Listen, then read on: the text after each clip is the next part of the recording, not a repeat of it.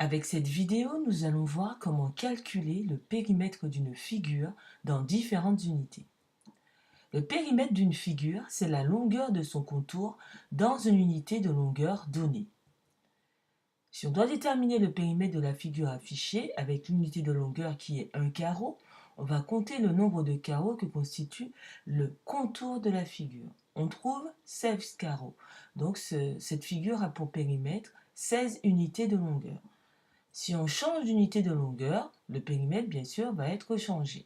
Alors, si on prend comme unité de longueur, cette fois-ci, 2 carreaux, on va compter 8 unités de longueur. Donc, le périmètre sera de 8 unités de longueur. En général, le périmètre va s'exprimer en mètres ou avec une de ses sous-unités. Pour un polygone, pour déterminer son périmètre, il suffira d'additionner les longueurs des côtés exprimées dans la même unité. Donc pour le polygone affiché, RSTUV, pour calculer son périmètre, on va additionner RS plus ST plus TU plus UV plus VR. Alors, on constate que toutes les longueurs ne sont pas exprimées dans la même unité. Donc on va d'abord tout convertir en centimètres par exemple. Donc on va commencer par 50 mm. On convertit en centimètres en divisant par 10, ce qui fait 5,7 cm. Et on va convertir 0,33 décimètres en centimètres en multipliant par 10, ce qui fait 3,3 cm. On peut maintenant additionner toutes les longueurs, elles sont exprimées dans la même unité, et on trouve un périmètre de 21 cm.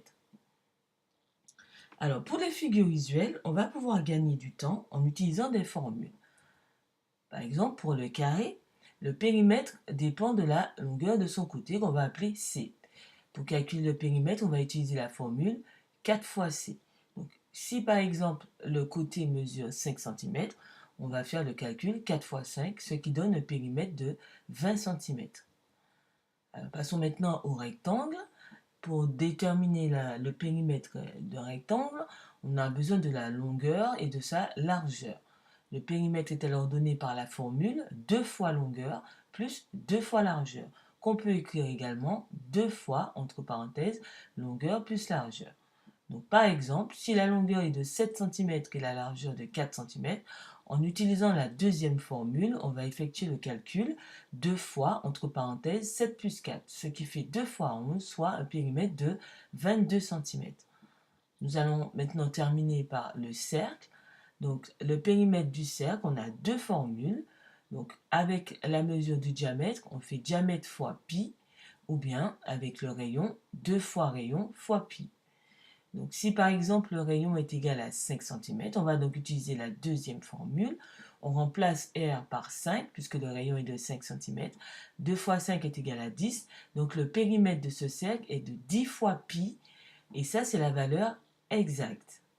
Si on veut une valeur approchée du périmètre du cercle, il faut taper 10 fois pi à la calculatrice.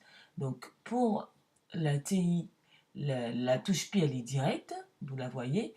Et pour la Casio, la touche pi, il faudra d'abord cliquer sur seconde et ensuite avoir pi.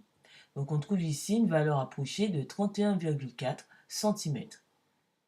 Voilà, cette vidéo est terminée.